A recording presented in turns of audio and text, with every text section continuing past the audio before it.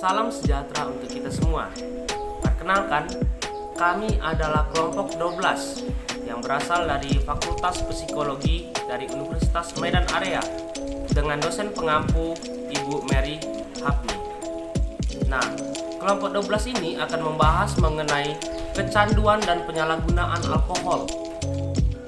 Ada pepatah yang mengatakan, jika tidak mengenal maka tidak sayang. Nah, dari pepatah itulah saya akan memberitahukan siapa saja sih anggota dari kelompok kami ini. Yang pertama ada saudara Syareza Hanafi Nawar. Lalu yang kedua ada diri saya sendiri yang bernama Gabriel Prawira Marpau. Yang ketiga ada saudari Dewi Liliana. Yang keempat ada saudari Lulu Indah Pratiwi. Dan yang terakhir ada saudari Indriani. Nah, untuk mempersingkat waktu kita, saya akan memberikan waktu untuk beberapa anggota kami yang akan menjelaskan mengenai penyalahgunaan dan juga kecanduan dari alkohol. Assalamualaikum warahmatullahi wabarakatuh. Saya Syareza Hanafi Nawar dengan NPM 18860027. Di sini saya anggota dari kelompok 12 untuk mata kuliah psikologi abnormal. Di sini saya akan memaparkan tentang mengapa bisa sampai kecanduan alkohol. Namun, sebelum saya memaparkan tentang mengapa bisa sampai kecanduan alkohol, di sini saya akan memberitahu dahulu apa itu yang dimaksud dengan kecanduan alkohol. Kecanduan alkohol atau yang disebut dengan alcohol use disorder atau bisa disingkat dengan AUD adalah kondisi ketika seseorang mengalami yang namanya ketergantungan karena ketagihan dengan sensasi yang diberikan alkohol tersebut. Lalu, mengapa bisa sampai kecanduan alkohol? Karena minuman beralkohol ini merupakan zat psikoaktif yang bersifat adiksi atau adiktif, sehingga ketika seseorang mengkonsumsi alkohol yang terlalu banyak bisa membuat perubahan kimiawi di otak. Perubahan kimiawi ini meningkatkan sensasi pada saat minum alkohol, sehingga memicu penderitanya untuk terus-menerus lebih sering meminumnya. Seiring waktu berjalan, sensasi puas yang dirasakan dari minum alkohol akan hilang. Oleh karena itu, penderita ini akan tetap minum alkohol untuk mencegah yang namanya gejala putus zat yang dapat muncul ketika penderita tidak minum alkohol. Demikianlah hasil paparan saya mengenai mengapa bisa sampai kecanduan alkohol, dan selanjutnya akan dijelaskan oleh teman saya, yaitu faktor penyebab kecanduan alkohol. Terima kasih. Wabillahi taufiq wal hidayah. Assalamualaikum warahmatullahi wabarakatuh. Assalamualaikum warahmatullahi wabarakatuh. Saya Lulu Indah Pratiwi, NPM 1886024. Saya akan menyambungkan sedikit tentang pembahasan dari alkohol. Ada dua faktor penyebab kecanduan alkohol, yaitu yang pertama lingkungan, yang kedua psikologis dan kepribadian. Yang pertama itu adalah lingkungan. Lingkungan yang tidak baik yang dapat memberikan pengaruh buruk terhadap perkembangan manusia di sekitarnya.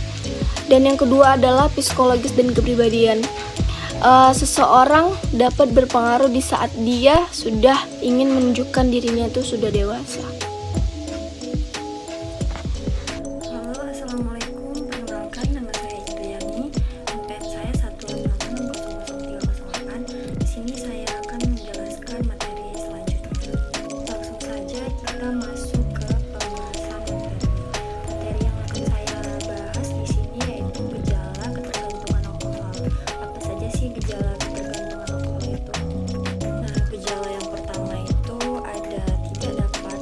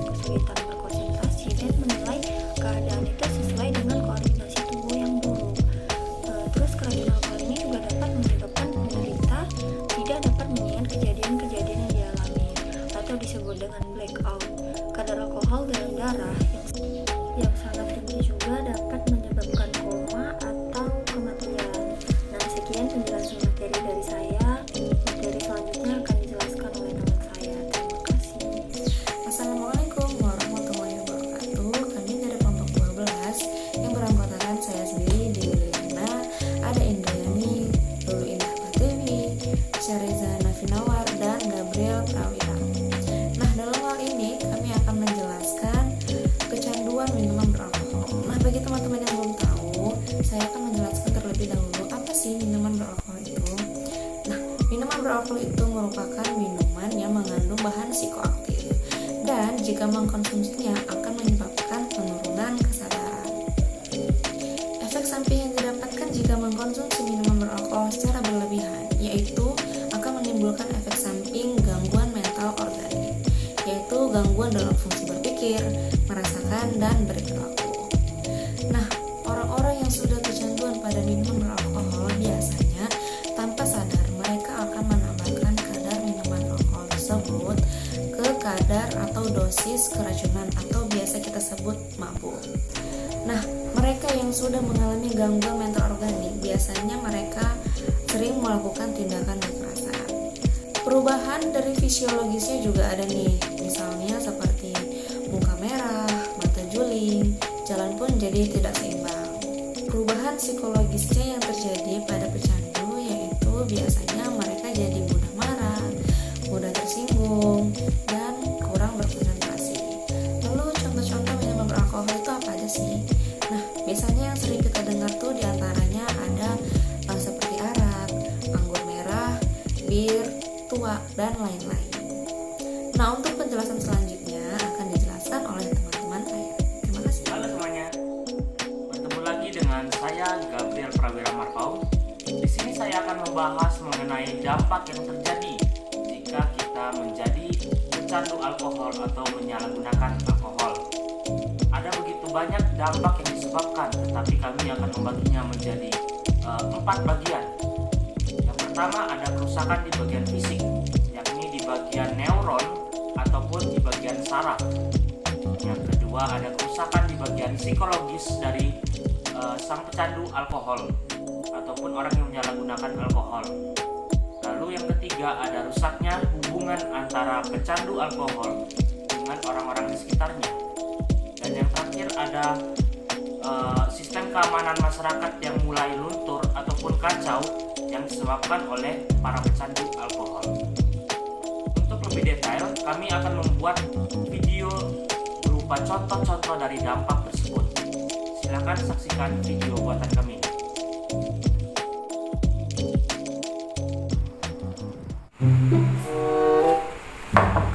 Halo bro, apa kabar? Baik bro. Maaf ganggu nih ya. Aku boleh pinjam uang 200.000 lagi nggak bro?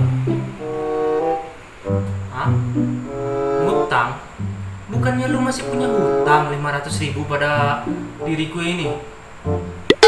Alah, hanya 500 utangku bro. 500, 900, 700. Hanya 700 saja ya. Itu kecil bro. Kecil bro. Iyalah, masa gitu aja nggak mau? Pelit kali. Katanya teman. Kecil bulu ketekmu. Memang uang 200.000 itu dan 500.000 itu untuk apa sebenarnya? Nah, sebenarnya untuk minum-minum sih bro. Yuklah ayo, baku hantam kita, yuk baku hantam kita.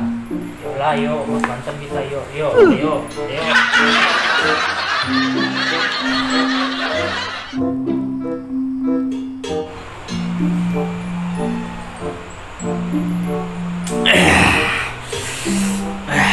Mantap kali bro.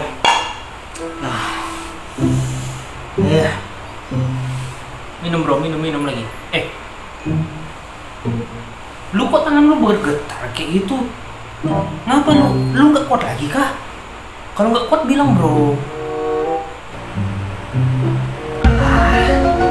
Ya getar-getar aja pun.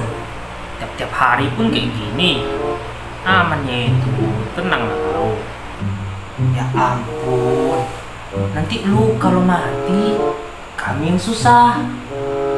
Nggak juga sih, kan bisa makan juga. Lumayan kan, makan gratis. Makan aja lah ini sekarang. Cepat. Yakin lu bro?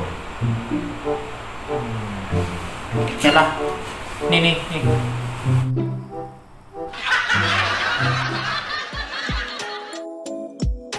Baiklah teman-teman, Anda sekalian telah menyaksikan contoh-contoh yang telah kami buat mengenai penyalahgunaan dan kecanduan alkohol. Nah, berikutnya saya akan membahas mengenai pengobatan yang harus dilakukan jika seseorang menjadi pecandu alkohol.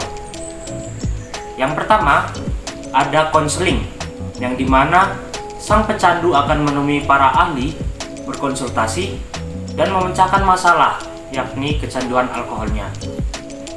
Yang kedua, pecandu alkohol bisa melakukan detoksifikasi, yang dimana detoksifikasi adalah membatasi penggunaan alkohol, yang dimana bisa sampai ke tahap tidak mengonsumsi alkohol lagi. Lalu yang ketiga, ada terapi obat-obatan, yang dimana dilakukan supaya para pecandu alkohol bisa keluar dari kondisi kecanduan mereka. Dan yang terakhir ada pengubahan atau pola perilaku di dalam kehidupan mereka sehari-hari.